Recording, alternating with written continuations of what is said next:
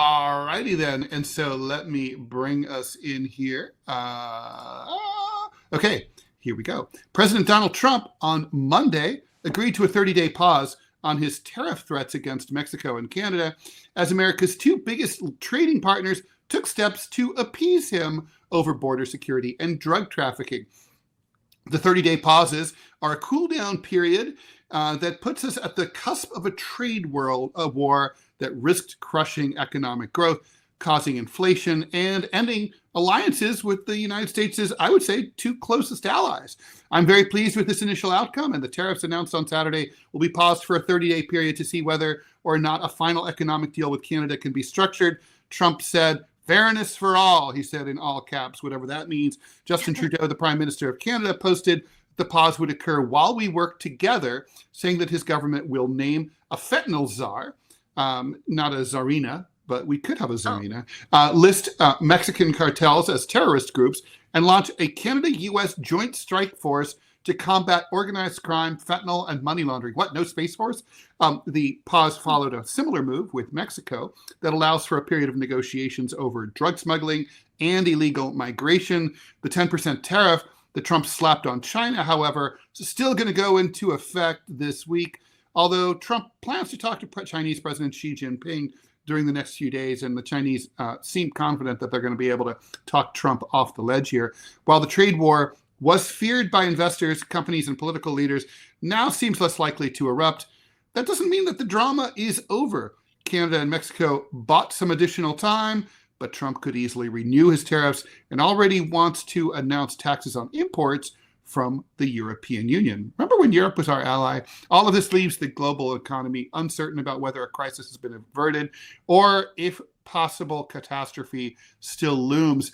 Joining us to talk about this is Aquiles Larrea. He's CEO and founder of Larrea Wealth Management. He's the author of the book, Your Money and You, The Ultimate Guide for Latino Entrepreneurs. Aquiles, thank you very much for joining us here on the TMI show. Thank you for having me. Always a pleasure. Always a pleasure to have you. So, Aquiles, do you think, what do you think is going to happen at the end of let's start with Canada and Mexico. 30-day pause, is it going to be extended? Or is it just going to, is there going to be some sort of agreement here? Or could we still be staring down the barrel of some tariffs? Anything's possible at this particular point. I think that the 30 days gives them a little bit more time to, hey, let's slow down a little bit.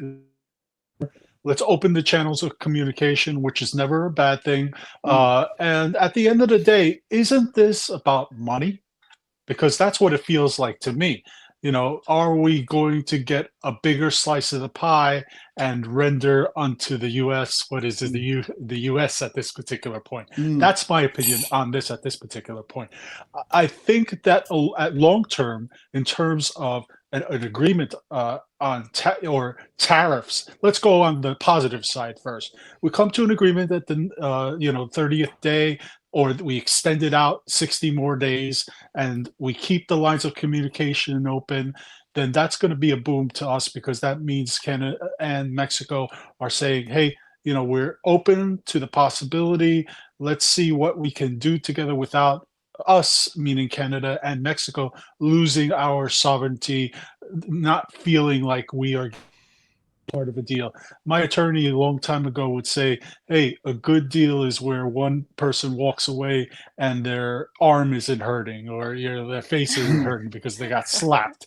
But on the bad side, let's go to if it turns out in a bad way, then we're looking at an increase in pricing. We're looking at an increase in inflation, which is going to be bad all around and could put us into a recession, guys, because these are the things when you start getting negative growth, all around GDP, that's the classic definition of a recession, and we want to avoid that at all costs. Yes, I understand that the Trump organization is trying to make the Trump presidency is trying to make its mark early and fast, which he said, none of this is a surprise, guys. He's been along. So nothing he's saying is out of the ordinary. Though I do say the Gaza thing took me a little bit by surprise. But, at the end of the day, it is money.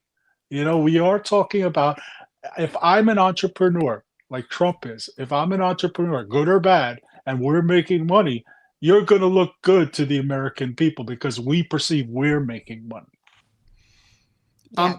I mean, also, I mean, I kind of want to break these down because we have situations with now Canada, Mexico, China, and the EU, and I don't know, Vanuatu can not be far behind, right? I mean, so with Canada, I'm mystified because, I mean, by all accounts, less than 1% of the fentanyl that enters the United States enters through Canada. And basically nobody's sneaking from Canada into the United States. I mean, maybe 6 people. I mean, just nobody. So what was that all about, really? I mean, what did Trump really, why is he messing with the Canadians? The Mexico thing, I understand. This is, it's well established. Fentanyl, drugs, blah, blah, blah, blah. Migration, I get it. That, I just don't get what that's about. Well, it seems to me that what it's about is, once again, we started with Mexico. He's thinking, let's start with Mexico. Let's work with the war on drugs again. Going back to the classic Republican themes of the day, Mm-hmm. and so Canada would be another way for Mexico, the cartels in Mexico, to start bringing and funneling in drugs. So they'd have ships or what have you go up to Vancouver, go up to the Northeast Corridor, and bring it down that way. So he's thinking, I'm gonna, or who knows what he's thinking. But like you said, Canada has no viable malfeasance at this point, Right. to say, I think it's more important. Look, It's like what if I he's just done started with hitting my cat Colombia. it's like if I just started beating my cat over the head, he'd be so confused. He's like, I don't do anything wrong. And this is a classic Trump move because he does the same thing all the time. He does the sensationalism, and then you have to ask yourself, well, okay, but what's really behind this? Mm-hmm. Because if you look, he already slapped a tariff on Colombia, all right, at 25%, which is a major drug haven. All right. So what we see is a precursor. We saw a precursor of Canada and Mexico at this particular point. But like you said, there's not too much to gain in Canada at this particular point. I think that he's sending the message out, hey, the free ride is over. In his eyes, the free Mm-hmm. ride is over, but he doesn't realize that these tariffs are going to do more damage to us as a consumer than really help us.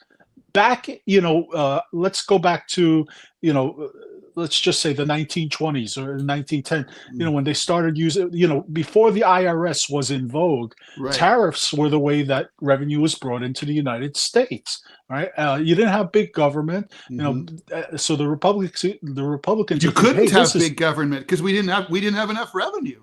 of course. And they're thinking, hey, why don't we bring us back to those days? Mm-hmm. But a lot of times, we just have to point back to history. Smoot-Hawley Act, classic definition. They brought that act into play, slapped tariffs where you could, and it drove us depression. Okay, we were already in a depression. It made the situation even worse, and Hoover did nothing. Mm-hmm. So at this particular point, I'm scratching my head. Is this a warning to China and Russia? Russia really doesn't have any goods per se, on a large scale that they're bringing into us. But Yeah. are we sending that shot across the bow saying, hey, here we are, remember who we are, and let's try to, understand each other better? And I think with China, it's more a piece of the pie kind It of thing. also feels like Yeah. fighting the last war, right? I mean, look, I'm from the Rust Belt. I grew up in Dayton, Ohio. It's no place has been more devastated than Dayton, Ohio, by globalization and outsourcing and deindustrialization. So, I have sympathy for protectionism. But that said, it feels like the horse has fled the barn. right? I mean, if tariffs might have had a place against like Japan for dumping steel in the 70s and 80s, for example, or for against China when China first was admitted to the WTO in the 80s and 90s, and they weren't admitting American goods, and we had a massive trade deficit. That probably would have been something that the Bush one and the Clinton administrations ought to have considered. But it just seems like now, I mean, I'm sorry, Dayton ain't never coming back, you know? Neither is Pittsburgh. Right. We're looking at the same scenarios here. If you could imagine our special forces coming into a building to clear it out of bad guys, and the bad guys left 6 months ago. Yeah, that is. I mean, at least Pittsburgh reinvented itself as a healthcare place. Yeah. Oh, did it? So, Aquiles, I'm glad that you brought up China, because I pulled them up on the screen here, because we're talking mostly about Canada and Mexico for obvious reasons, right? There are immediate neighbors, and it's ironic because Trump is the one that tore apart the first NAFTA, made his USMCA, and then out of the blue said, I'm tearing that up. I'm going to start a trade war with our neighbors again. And then he threw in China for 10% tariffs. And then China, I mean, we all know, everybody in the United States, you don't have to be, a financial guru to know that the U.S. relies heavily on Chinese production of goods, of all the stuff that we use. So China does have the capacity and the power to slap back, right? And they did. And this is what it looks like. CBS here, showing 15% on coal, 15% on liquefied natural gas, 10% on crude, 10% ag machinery, 10% large engine cars. I mean, these are some of the things that the U.S. exports that China takes. China's not going to take this lying down. No one seems to be talking that much about the trade, the tariff war with China, because it's been ongoing ever since his first administration. Where do you see this going? Because China's obviously, they didn't respond this way the first time in Trump's first administration, but now they are. So how do you see that shaking out? I think it's a preemptive strike on the part of the Chinese. And the second thing, like I said before, we got the sensationalism. The Chinese have made their move. Now we as the Americans are thinking, okay, well, the Chinese have a certain amount of goods and products that come in. But now, in a roundabout way, Mexico has a lot more products coming to them. So, it's cheaper to produce similar in Mexico for exportation to the United States. So that's just one thing to consider. Back to your question, with the 15%, with the 10%, they are slapping that right back at us. We're going to be tit for tat with the Chinese. They didn't go as high as 20% because they have a lot more goods, to offer the United States. So they just went. I mean, the United States has more goods to offer as well to the Chinese. And honestly, the Chinese could be just shrugging their shoulders at this particular moment, saying, okay, 15, 10%, you come up to 20%, we'll take you up to 25%, and we're in a trade war. This is like deal. poker. Yeah. Absolutely. And it's But worse than we're poker. the ones paying for it, no? That's right. And we are the ones who need to say to our government, hey, knock it off. Have a little bit more responsibility here. Can we let some more adults into the room? Can we form a bipartisanship to address these tariffs? Because this shouldn't be one person's idea alone. This should be a bipartisan approach, which hasn't been happening in over a decade, guys. The bipartisanship has been lacking severely. It used to be, if you look back to the Clinton days, when you had a Republican Congress and working with Clinton, the Speaker of the House talking, saying positive things. I don't see that leadership here in the current Congress, in the Senate and the Congress itself. So, the House. So my particular thoughts and feelings is, how difficult would it be to have everybody, including President Trump, get together in a spirit of governance and say, hey, let's make this happen. let's make it for the right reasons and happen, yeah, we need to get some more revenue in. Let's not kid ourselves. Yeah, but let's do this the right way. Let's not just be a petulant child say, we're going to slap you with tariffs and that's it. And you're going to fold because we're the United States. Well, I feel like that kind of behavior has just been rewarded by the way Canada responded and by the way Mexico responded. I mean, right now, I have video here we can look at. Right now, there's literally Mexican troops being sent to the border. Um, I think a lot of this is over by Tijuana. That they're moving there right now. I mean, they're literally shipping 10,000 border guards. I mean, aren't they folding to basically what Donald Trump wants? Because they're obviously trying to avoid this trade war, but at the same time, it's rewarding bad behavior. It's rewarding petulant, childish behavior. I don't disagree with you. I mean, but we have to remember that the Mexican military is corrupt as sin. I mean, and True. unfortunately, a lot of there's a saying amongst Latinos that goes, "As Mexico, so does the rest of Latin America, Central and Latin America go." Hmm. So, what you have to remember is at this point, Mexico is simply continuing the policies that AMLO started with of this capitulation to the United States. They were being tough on other things, but they have a new president. She's inexperienced dealing with a gentleman like this, in my opinion, and still showing force. I watched her press conference in Spanish the other day, and she made some really good points about the U.S. But at the same time, I think she's also showing that, hey, we're open to it. We're open to the possibility, but that doesn't mean we're just going to roll over on you. And that's what we have to remember. There are, the politicians in other countries like Canada, like Mexico, actually answer to the voters. All right, the voters will kick them out. I mean, I watched in one Latin American country, there was a pots and pans campaign where they were banging on pots every single day until what they wanted, and they did get what they wanted. It sounds funny, but the people forget, especially the citizens here, we forget the power that we have against the government. We just are apathetic in the sense to this.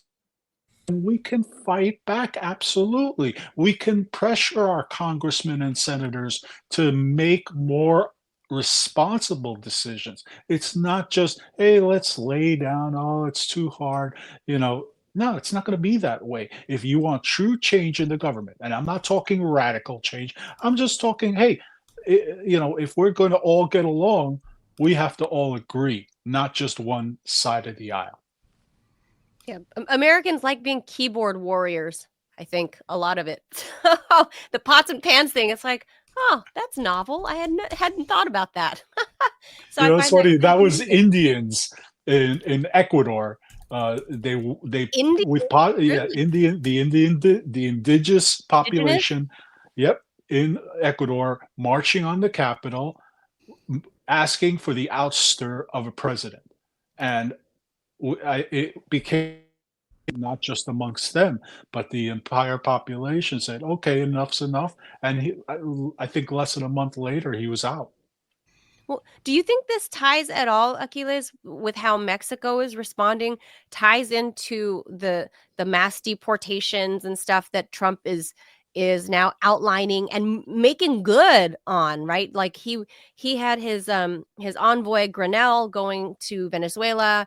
President Maduro suddenly appears to be friendlier with the second Trump administration, saying, "Yeah, we'll take back 350,000 illegal migrants." Do you foresee that maybe this is part of the calculation with Trump and how he's throwing this tariff threat on Mexico based on the theory that you said, how Mexico goes, the rest of Latin America will go?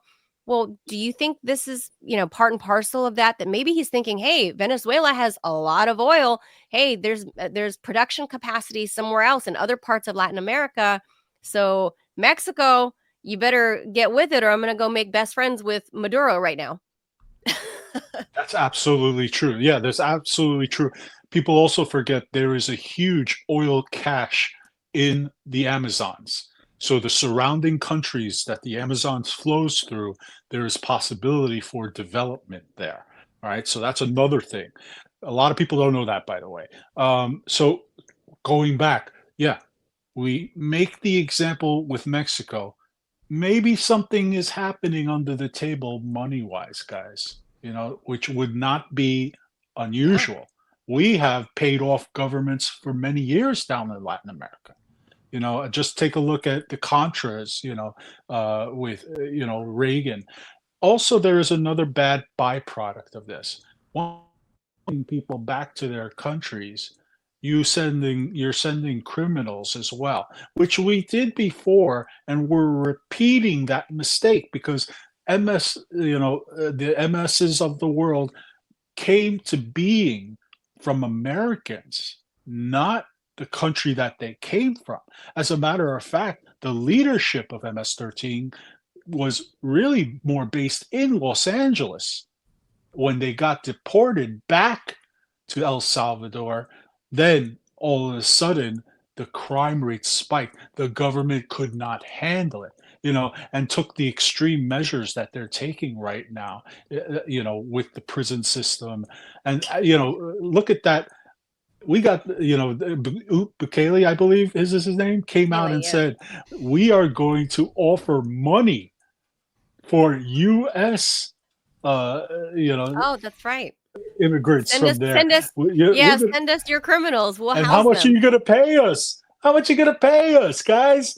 Tell me that isn't corrupt as can be. It's so insane. And I couldn't believe that when I heard Good that point. That's yesterday. crazy.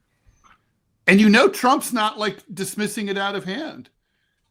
oh no, it's too easy. When think about it this way: the current prison system in the United States, most of it is not private, because we saw that the private was keeping prisoners longer for profit, was doing things that were under the table that they shouldn't have been doing. Were getting paid. Judges were getting paid off for bringing more prisoners into that particular facility. This opens the door for even more corruption. So we need to watch this system. Get rid of the watchdogs, which Mr. Trump has done. Then how are we going to be vigilant on the prison systems? Absolutely not. I don't see it happening. So we as the people need to go to our congressmen, need to go to our senators and say, hey, if you let more private prisons into the system, we're going to have a whole lot more issues going forward. Well, and then let's not even get into the 30 to 36,000 migrants that are being sent to Guantanamo Bay. That's so crazy. I mean, that's another cash cow, guys. Think about it. It's another cash cow. It is. It's going to cost however much it costs to house American prisoners here in the regular prison $10,000 to $20,000 a year. Yeah, I was going to say like somewhere around 30,000. Depends on the state. Yeah, per person. Yeah, roughly 20 to 30 grand per person per year. But being shipped out to Gitmo, where it's not U.S. territory, that's somebody's cash cow. For well, it sure. is U.S. territory. Just to be clear here. Technically, yeah, that's true. Technically, it is, but it's devoid of U.S. Bush laws. Introduced this fiction. There's no place on the planet that is not subject to some kind of legal jurisdiction. And to say that like somehow Gitmo exists in some sort of netherworld that is neither Cuba nor the United States, nor who knows what it is, even international waters, you can't just like commit crimes. Okay. Right. You can't just say it doesn't roll, but that's because our government doesn't view it. They do view it as some sort of netherland, right? Like nowhere. Trust me, that's not true. Like if you pick another Marines like pocket at Guantanamo Bay in the canteen, you're getting arrested. Okay, but not what we do to the detainees, and that's my thing. Is like, okay, then how much can you charge per detainee? Because they're a quote illegal migrant. How much can you charge per head? And how much per guard per head, per hour, per whatever. What are they eating? The food has to get shipped in. That is a whole micro economy in and of itself. And Hmm. like, wow, I feel like Bukele knew that. And that's why he is like, hey, bring them It's here. also humanitarian abuse, if you think about it, because Oh, how for are sure. families going to visit their loved Yes. ones in prison down there? How are they going to do it, in the other countries if we start exporting prisoners? And less chance for appeal, less chance. What are you going to have an Yes. appeal system down there that we're paying for? Guess what? That's an added expense. That's more money that we're paying out of pocket. Do you Good really point. want to go down that rabbit hole? Good Yeah, point. There's money in all of this, Achilles. Like, I'm glad that you brought that always up money. because everything, the tariffs, it's always all about money. Even the whole prisoner, this, we like to think that the trade war, tariffs, all of this stuff has nothing to do, that it's totally disconnected from immigration. It's not. It's not. This is, I mean, especially if you look at it from the Latin American standpoint and what Trump is trying to do with deportations, they are interconnected. And I think it's inextricable. And then you view it even further. God, when you think about the prison system, it's mind blowing. It's always this, always the money. Achilles, let me ask you about sort of the unemployment picture, right? I mean, there's literally no more important economic indicator than employment, and it's I mean, it seems that the Trump administration is kind of counterbalancing two contrarian impulses. I mean, tariffs are likely to increase inflation and therefore reduce employment, cause some businesses to go under, cause some people to hire less. And we already kind of don't have, we have low unemployment, but we don't have vigorous hiring, which is kind of, so people are kind of stuck. On the other hand, you also have this mass deportation idea, which I guess will reduce unemployment because it will create, people will be removed from where they're working and will be sent out of the United States. Is that, do you think, what Trump is sort of thinking, that these two things will kind of cancel each other out and he won't be dealing with a high unemployment situation for very long? Or is this really just like, I'm a lame duck, I have 4 years to go, I can't be reelected, I don't care? I think it might be a bit of both, but let's. You brought up an interesting point. When we talk about unemployment, everybody knows the Fed, as far as their job is to help with the interest rates, but the second job that they monitoring is the unemployment, then trying to help towards that end. That's one of the two main mandates that the Fed has. Now, if you start deporting people as they've been doing, the question now becomes, who does that job? We do not have the capacity for that low-level migrant worker here in the Mm-hmm. United States. Anybody who says otherwise is a fool.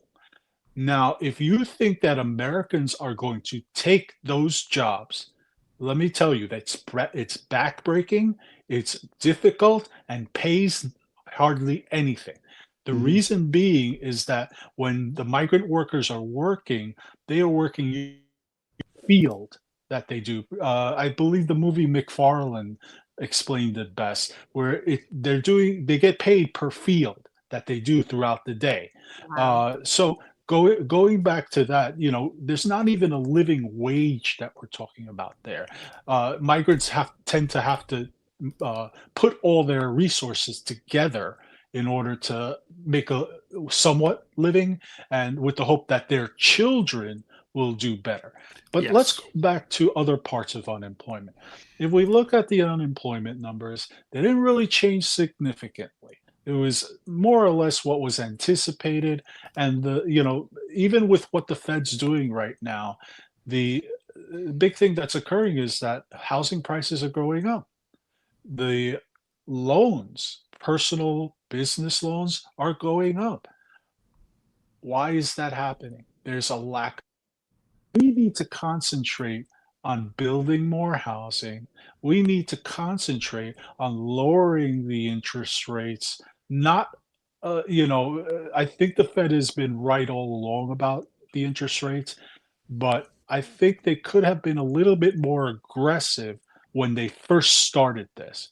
And I think they spooked everybody. The Fed did spooked everybody by saying, we're going to stop this year. We were all hot and bothered when we said that, oh, wow, the interest rates are going down. That's great. We're going to have a party. And, it doesn't work that way. As a matter of fact, it went the opposite direction, where you had the interest rates go in the mortgage arena. The interest rates are at 7% right now when it was at 5% before. But we forgot. We were at 11% just a year ago, last August. Wow. So we have to remember, let's put things in perspective. If seeing interest rates going down, if the Fed regains its senses, according, to everybody out there, because it doesn't make sense to stop now. But hindsight 2020, it could make sense. The problem is the market doesn't like it. No market likes uncertainty. The second part is that it does not stimulate more growth in the economy, hence the tariffs. This is a strategy they're taking because there's not much that can be done. As you mentioned, Ted, there's not a heck of a lot that's going to come out of this. But let's see what we can do to stir the pot, and let's see what we can do to have somewhat set up for the next Republican challenge. Because that's what I see. Do you think, Aquiles, that Trump imposing these random tariffs out of the blue, do you think part of that was his play to kind of like a cudgel on Jerome Powell? It's funny. He has really no power over Jerome Powell. The Fed is independent. You got 12 governors who. Well, really USAID used to be independent too. Yeah, well, that's a different scenario. Yeah. I mean, they can cut off funding to any agency. Given that he doesn't, I mean, exactly, the Fed is different. So since he has no actual power over Jerome Powell, maybe he figures if he can, like you said, stir the pot in the economy by tariffs, that Jerome Powell will then be forced to respond. Maybe? It is a possibility. All right. But here, I would he is submit a this madman, Donald Trump. So, like, hate, or what have you, let's look at Jerome Powell. This is a gentleman who's been right more than wrong. And people do not sympathize with the losing side. They are going to sympathize with the winning side, because the winning side has kept us in this expansionist mode for more than a decade. We have not seen a real contraction in the market till this month. I was talking about this on another media last month. I said, we are going to see a rough first quarter because they haven't seen that hard of a correction. Now, with the absence of correction, whenever the correction does happen, it's infinitely worse because we haven't seen that control occurring. We need to have pauses in the market. We just saw one recently, so that was good. But we need to have pauses in the market for it to go back. It consolidates, it moves sideways, and then all of a sudden it starts grabbing it, going up. That's an efficient market, guys. That's how we make more money in the United States, and that's how these big companies can offer their CEOs tons of money. So, going back to the Fed and the unemployment is controlled still at this point. The Fed interest rate, I foresee them having to do something in the latter part of this year, because the Fed doesn't care what Trump says. They just don't. They're going to say, unless there's some imaginary thing that comes out and say, aliens say, you better lower rates.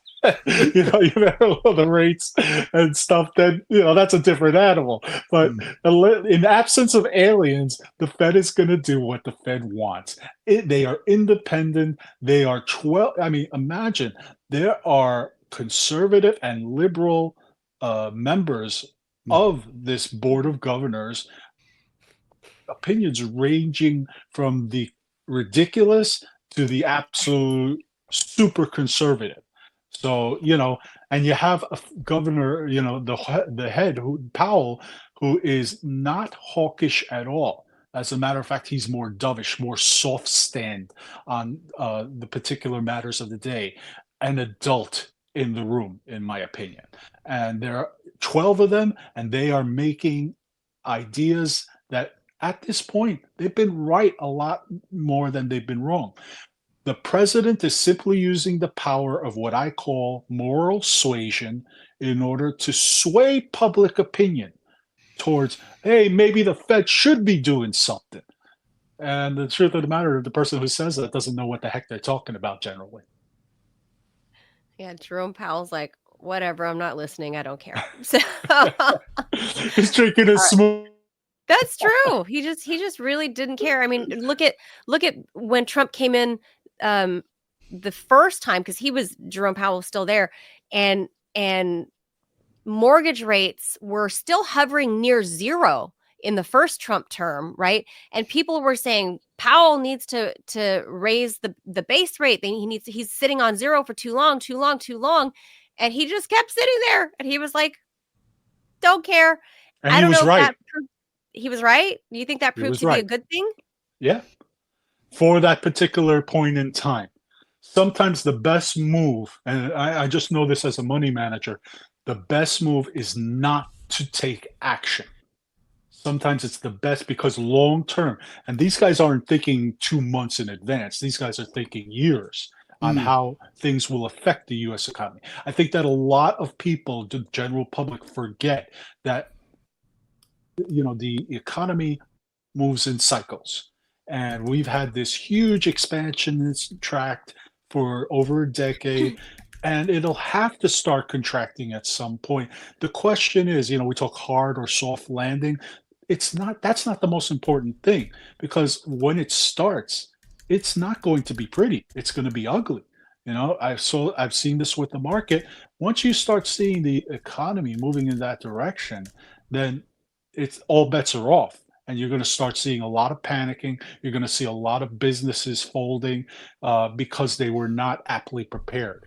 That doesn't mean it's going to happen, but at some point, we're going to have to, move into that market cycle where we were all this up, and everything, and we're going to have to start going downward, and then kind of leveling off before we can go back up. All right, that's just simple market. Yeah, I think you're right. I think we're going to see a lot of pain this first quarter. So, I mean, I don't want it to be the case, but I think you're right. And then hopefully, I don't know, once we see the pain, then what? Are we going to level out this year, or are we going to keep going down through the year? No, we're going to keep going up. It's going to be the opposite. Yeah, we're going to go back up again. But the only kink in the armor at this particular point, and we've talked about this, is the cost of living, the food pricing right now. Yeah. The food pricing keeps going up and up and up, and there seems to be no leveling off at this particular point. I always give the example of the Chinese or the Korean stores with the rice, 25-pound bag, the bags of rice at 25 pounds. Now, what a lot of people don't realize, those prices move up and down all the time. So just the other day, I drove by a place and I saw it at $24.99. Yet I went to another store, and the other store had it for $27.99. And then another store had it for $23.99. So there's a lot of movement. There's a lot of fluidity that's occurring in these commodity markets per se, and which has no correlation to the market, the stock market at all, and more to do with supply and demand, which is the true measure of the cost of goods at this particular point. Yeah, very good. We're absolutely going to have you back, obviously, as the market keeps moving and shaking, and who knows, God only knows Quaking. What the orange man, twerking, the orange man in the White House, what he's going to do, and changes. No twerking. No market twerking. Oh, please. God. No, I had it in my head, Trump twerking, and I went, oh, God. Get that out of my head. I don't know how I'm going to sleep tonight thinking about that. I don't. Okay, sorry. We'll get that out of our heads. Aquiles, appreciate you coming on and breaking all of this stuff down for us. Of course, Aquiles Larrea is the CEO and founder of Larrea Wealth Management. He is the author of the book Your Money and You, the ultimate guide for Latino entrepreneurs. But I would argue it's for all entrepreneurs. Before I forget, I have a new book out. It's called Wise Up With Your Money. It just came out now. Congratulations. It's on Amazon. Let's It's show on the link. Apple. It's on all the things. Let me the look it up. picture you What's see it called? behind me, it's called Wise Up With Your Money. It's on Amazon. It's on Apple. It's on all the major retailers. It is more geared towards the American consumer. And we have an audiobook. We have all the wonderful stuff. Wow. We do everything, when we come out with these books. The first one was great for the good for anybody, like you said. Good name. Wise Up With Your Money, right there. It's available on Amazon. You just published it, so it's fresh off the press. So go check it out right there. Hot off the press. Hot off the presses. Thank you, Aquiles. We'll look forward to seeing you again soon. Thank you so much. Thank you. Thank you. Bye-bye.